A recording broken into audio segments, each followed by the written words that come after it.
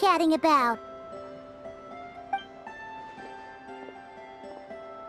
Your guess is as good as mine. Ah, Grand Master, and the Traveler and Paimon.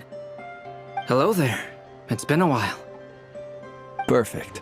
We have some new volunteers for our investigation. Wait, let me guess. The righteous Lightkeepers are finally ready to hunt down the Abyssal Dragon? Haha. Yes, that too. Yeah, right. Oh, wait. Why does everyone keep saying that too?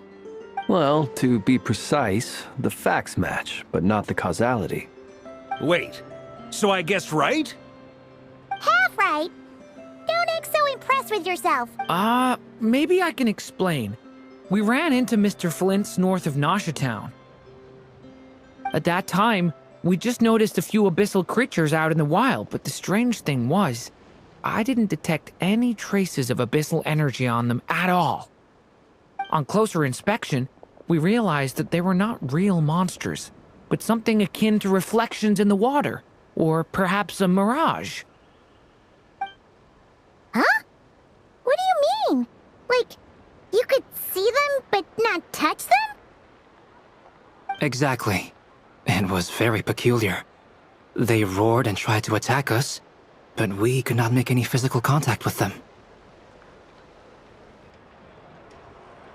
I think I've heard of things like that happening in Nocturne before, but I don't know much about it. Yes, it's a known phenomenon. Mirage-like illusions tend to appear in Nocturne in the run-up to Moonprayer Night. From a distance, they appear quite real. I myself thought that Misters Durin and Albedo were locked in battle with abyssal monsters when I first arrived. But after sharing intel and investigating a little further, we can confirm that these illusions are harmless. There is no great cause for concern.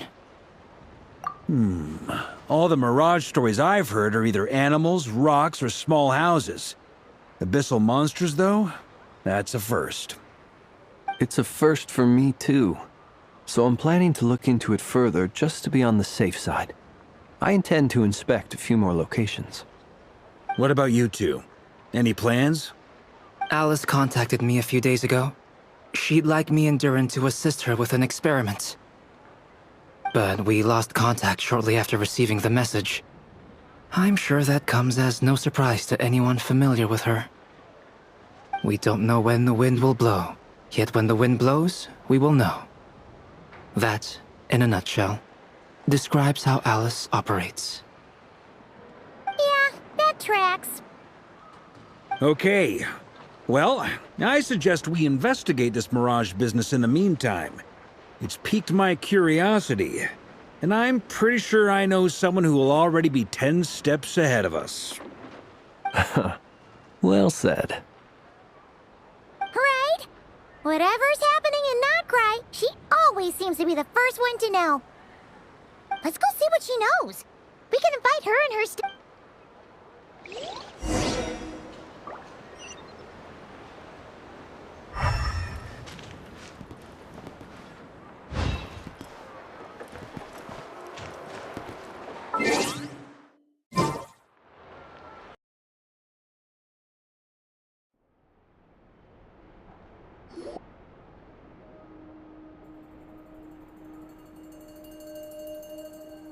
You're right, I have noticed. There's certainly something a little fishy about this situation. Only a little, though. Records indicate that this phenomenon can occur in the days before and following Moonprayer Night. That said, it has always been a rare sight in the past. The odds of encountering these phantoms are similar to looking up in the night sky, happening to see a shooting star, and managing to make a wish before it disappears. But this time, either everyone's getting lucky, or they're appearing far more frequently than usual. Yehoda's out gathering intel as we speak. In the meantime, let me check off some points of interest. First, the Abyss. The ones we saw seem to be abyssal monsters. Indeed. But we have identified one location where many more of them have made an appearance. And not just monsters, but human phantoms too. Given the scale and nature of the phantoms, it's almost as if someone's last memories are coming to life. Or perhaps the memories of multiple people. Oh, So you mean the phantom monsters are hunting down the phantom humans? Exactly. The phantoms can interact with each other, but we have no means of intervening. In addition, some of the human phantoms would seem to be from the very distant past. This is clear both from the clothing they wear and the stories they tell. They claim to be from Hyperborea, a name which I've heard from Lauma before. If this is true, it means they must be from 6,000 years ago. did Paimon hear that right? 6,000 years? It sounds like this merits further exploration. That'd be a big help. I'll leave it with you, Albedo. My knowledge of ancient history is non-existent. I used to doze off every time the pre-Knights of Favonius era came up in class. It's quite a miracle that you were able to understand these phantoms' speech, given how long ago they lived. I suppose you're right. But I'll leave the archaeologists to ruminate over that conundrum. As an intelligence broker, my sole interest is in the value of the information I gather. Which, in this case, hopefully means earning myself some good favor with our dear Lady Moonchanter. So calculating. Whew, this intel broker logic always catches Paimon by surprise. Sounds to me like we could split the work up. I think the abyssal phenomenon is best left to Albedo, Flint's, and me. Agreed. It coincides with my duty as a lightkeeper. For my part, I'd like to understand the abyss better. Even a little knowledge would go a long way. This is certainly a rare opportunity to study the abyss. But even rarer, perhaps, is the chance to make contact with the ancients. The Curatorium will take the lead on investigating the Hyperboreans. We put in the work to learn what we know so far. It seems only fair that we get some quantity of exclusive intel. That just leaves our trusty team of 2 unassigned. Since you became an honorary knight, of course. This was part of my grand plan all along. Ha ha ha! Oh yeah, by the way, we managed to convince Columbina to come to the Moon Prayer Night celebrations. Would you and Yehoda like to join too? She agreed to that? Huh. Quite an achievement. Never underestimate the traveler, I guess. I'd be happy to join. No point shutting myself inside when the streets are all decked out. I doubt any clients will be visiting during the festival in any case. And Yehoda loves a party, so I'm sure she'll jump at the opportunity. No, no, no, no, no, no, no, no, no! Way to contradict me in front of... Wait, no, that's not what I have bad news, boss. So many people. All right, everyone inside, quick!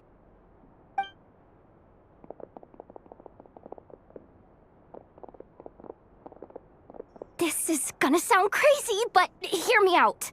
I saw one of those phantoms at Star Sand Shoal, and it was some sort of flying ship. Like a spaceship? That's gotta be the one you came to Tibet in. You said you saw the same thing through the moon marrow, right? Huh? You already know about it? Ugh, I thought I was gonna blow people's minds. Turns out I'm the last to find out. Wait. Back up. You came here in a spaceship? Now my mind is blown! What's it like on the inside? Was it like flying through space? I want to know everything! Yep, exactly. Huge discovery. You're the best. Wow. Really? Well, I don't know if I'm all that, but... I guess that decides where we're heading next. Come on, don't look at me like that. I know the spaceship doesn't have anything to do with me, but you don't want to leave me as the only one twiddling my thumbs, do you? Please? Fair enough. You can tag along. In that case, let's meet back here to discuss our findings once we're done. I wish everyone a productive investigation. You too!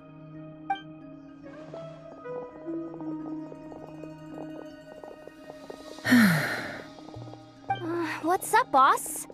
Aren't we gonna head out? Tell me, Yehuda, when did the curatorium start giving out intel for free? Oh, sorry, boss!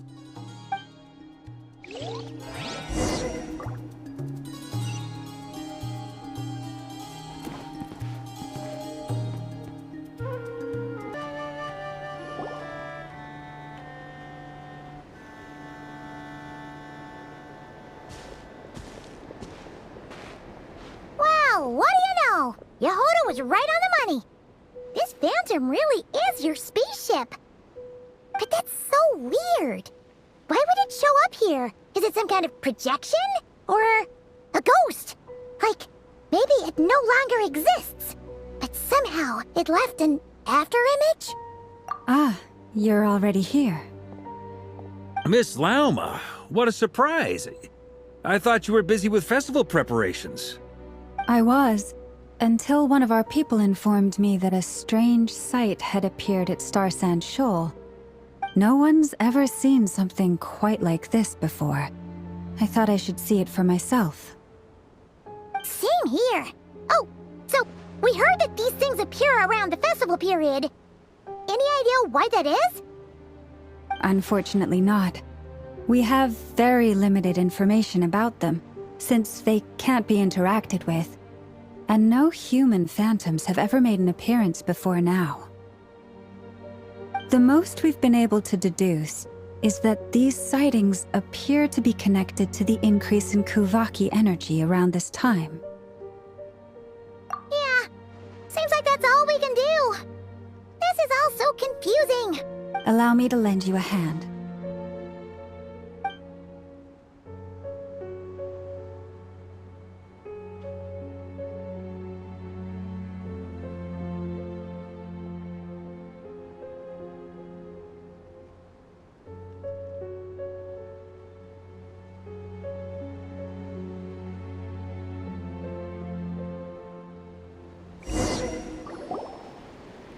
Everyone, our friend here should be able to provide us with some information. Is that a phantom rhymehorn deer? I've heard about how the Frost Moon Scions live in harmony with the animals and can even communicate with them. That's coming in handy now, for sure. Okay. Yes, I understand. Then how about this?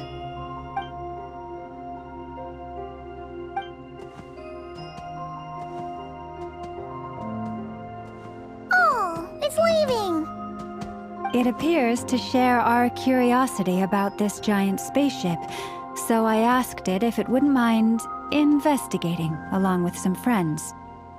In return, I told it about some nearby spots where the wild fruit grows abundantly. We may live in a different era from these phantoms, but I trust that the terrain, climate, and ecology here are more resistant to the effects of time than some things are. Let's give them a moment and hope for the best.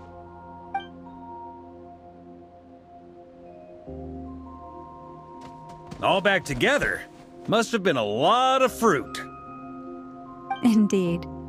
Now let me ask them some questions.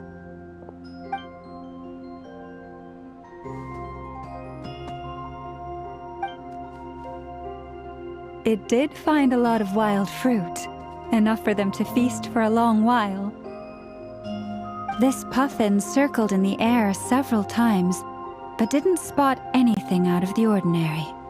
Certainly nothing to do with the spaceship. Huh. Well, it definitely makes sense to get a bird's eye view. Indeed. Other than that, I was also thinking that the world these phantoms see is also different from ours. Oh, I get what you mean. The wild fruit exists in both times and spaces, but there might also be things that only exist in that space-time, which we can't see. Good point. Great thinking, Llama. Blunthorn rhinos can use kuvaki to shift great rocks, but this one says it couldn't get that ship to budge by even an inch. The sniffer mole tried too, but despite being a skilled digger, it could not get through. They say that the spaceship looks robust and undamaged. It seems completely impervious to any and all attacks. Whatever lies within is well defended from harm. So, just like us humans, there was nothing they could do about this spaceship either. Yes, still, they deserve our thanks. We are grateful for all your efforts, dear friends. Now go, and enjoy your feast. I've noticed some other human phantoms gathered nearby. Come on, let's go talk to them.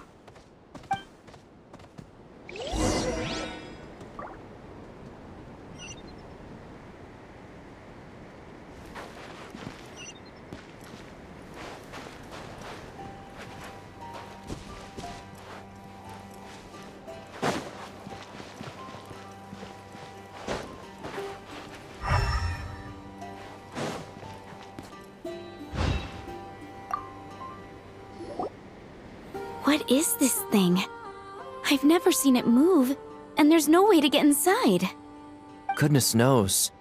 My grandpa says it's been sitting here at least since his grandpa was still alive. What about his grandpa?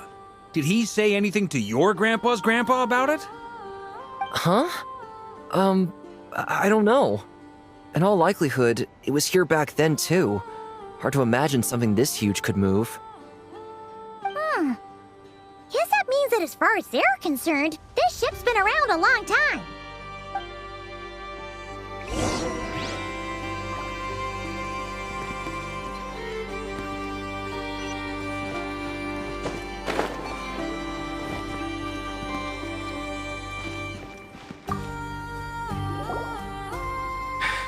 Come on, brothers!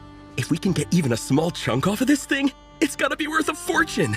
Today is the day we strike it rich. Huh? You mean Paimon? Yes, brother, I shall join you. Let's make our fortune. We should go with them. What the? This thing is crazy tough.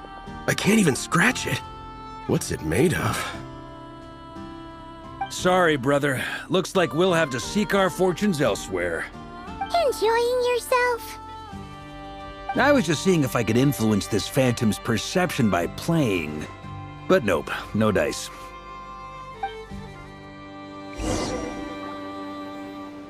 I'm sure we're all starting to build up an idea of what's going on here now that we've spoken to some of the people. These phantoms are reenacting real historical events in Nodcry. It's almost like we're in some kind of interactive stage play. We can talk to the actors, but the plot is fixed, and we can't influence it. It makes sense. History is set in stone. The objective facts of the past cannot be changed. Paimon totally thought you were just goofing around earlier. But actually, you were doing some serious investigating. Of course I was. Anyway, at this point, I think we're forced to conclude that although the Phantom spaceship is right there in front of us, we aren't going to learn much about it from these people.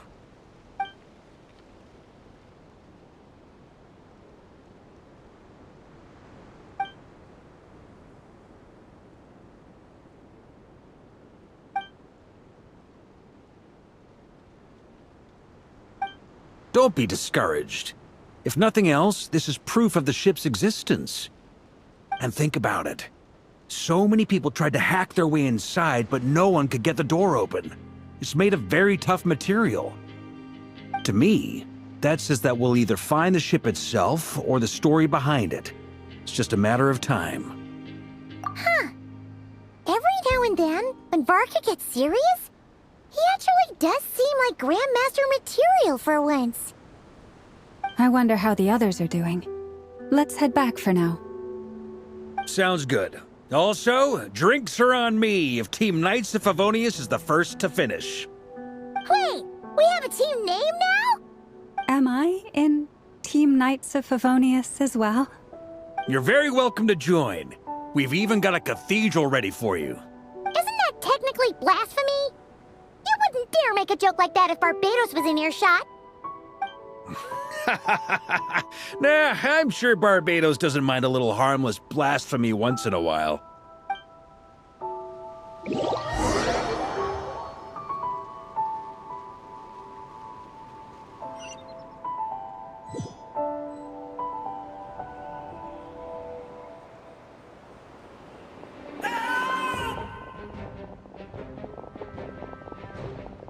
Oh, no! Get away! Oh.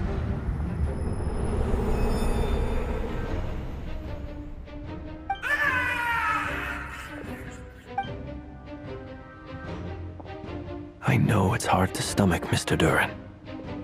But as I'm sure you've noticed, there is nothing we can do to intervene in that which unfolds before us. But we have to at least try. And try you have.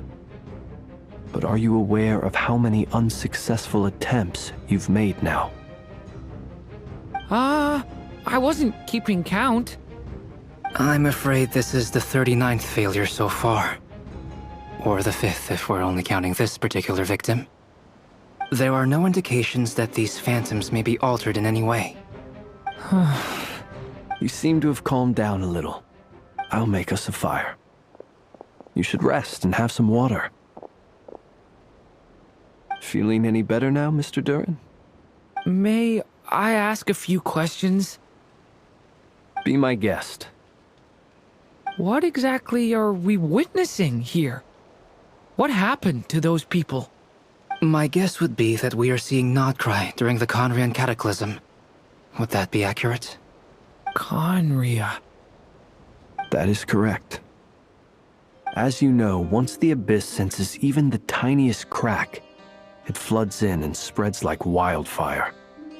There was a time in the distant past when it permeated all of Nocturne, causing immeasurable harm. The people paid a terrible price to heal this land.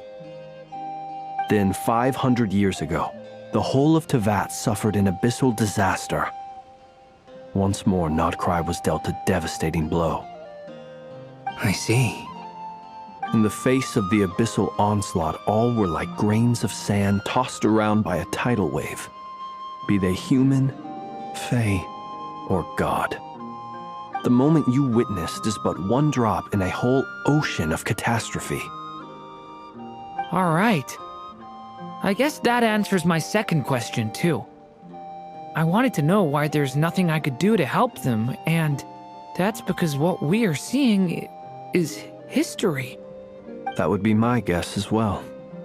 As I understand it, history and fate are not all that dissimilar. The latter may be unseen to us, but both are immutable. Yes. Fate was determined long, long ago. I still have a couple of other questions for you, Mr. Flint's. You mentioned more than one abyssal disaster that has struck this land in the past. How can you be sure that what we're seeing is from the Conrian incident?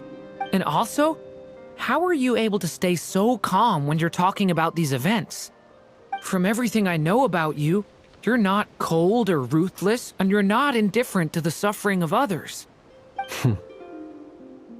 Alas, I am forced to show my age. I must be 600 or 700 years old by human measure. Wait, so you... One is not easily moved by history when one has witnessed the truth firsthand. I'm sorry. You needn't apologize. Your passion is a good thing to have. Treasure it, because someday you may find it in terribly short supply. Now, at the risk of offending you, I have a question in return. Your curiosity toward the abyss, is it born from hatred or because you sense its call? I only ask because I kept a fragment of Rerear's body in my lantern for a short time. Specifically, his heart. So I know what a burden it can be to carry the abyss with you. And I hear its power growling from somewhere within you. In my eyes, your mere existence is a miracle. My honest answer is... I don't know. I don't think I have the confidence to say for certain. What I will say is the abyss is not the only issue that haunts me. Even before I became who I am today, the question dogged me constantly. Should I even exist at all? My doubts remain unresolved. But when we fought Rerear, something became a little clearer to me. Sometimes it is the darkness within us that allows us to achieve the impossible. I certainly got the sense from your 39 attempts that you were trying to achieve the impossible. It sounds like you've resolved to see the truth for yourself. Absolutely. In that sense, he and I are quite similar. Then I wish you every success. I look forward to the day of your transcension. Well, if everyone's caught their breath, I suppose we should head back. Oh, and one last thing. I'd appreciate if you kept our discussion about history a secret.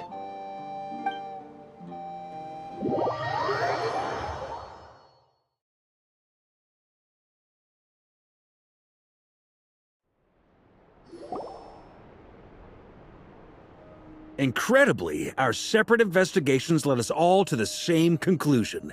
Hooray for consensus! Yeah, but we barely learned anything, though. I totally thought this would be the mother lode. Talking with the ancients? I mean, come on!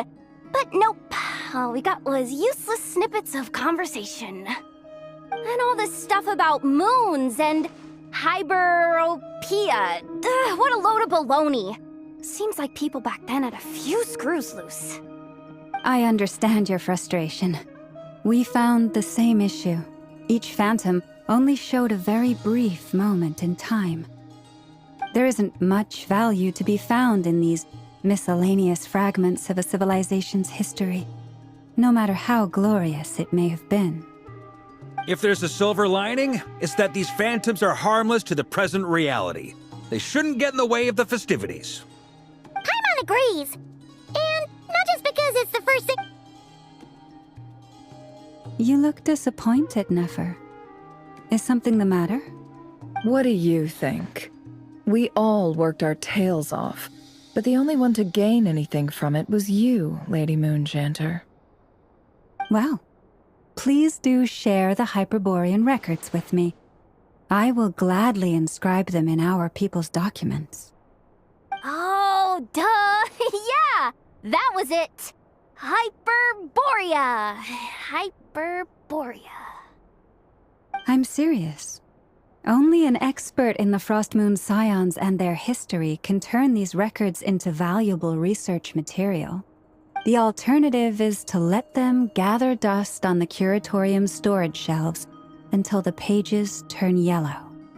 Nefer, you're wise enough to know that cooperating and sharing the profits is the best course of action here.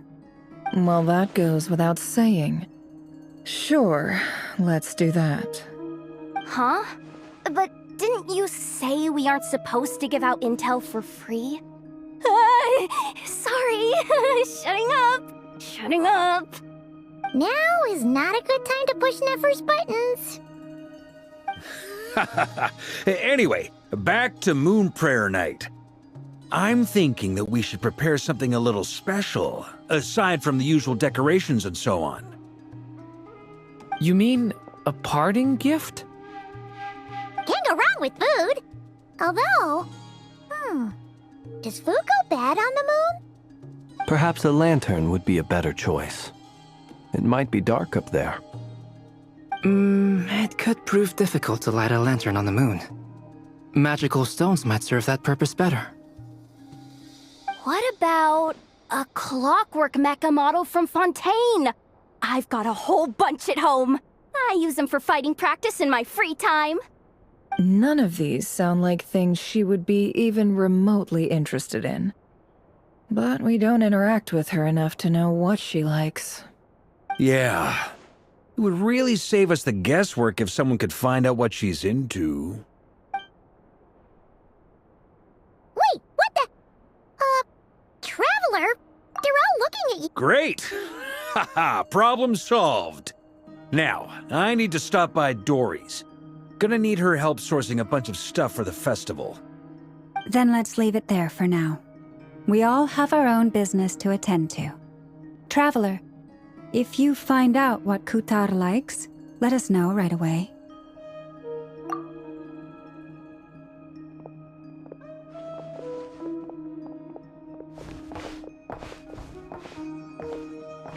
Is something the matter? I'm fine. It's just... I'm still feeling a little rattled after witnessing the horrors of the Abyss. But it's okay. This is something I have to work through. I'll be all right. Thanks for your concern. Well, don't put too much pressure on yourself. If you ever feel like something's wrong, physically or mentally... Come on. Stop treating me like a kid.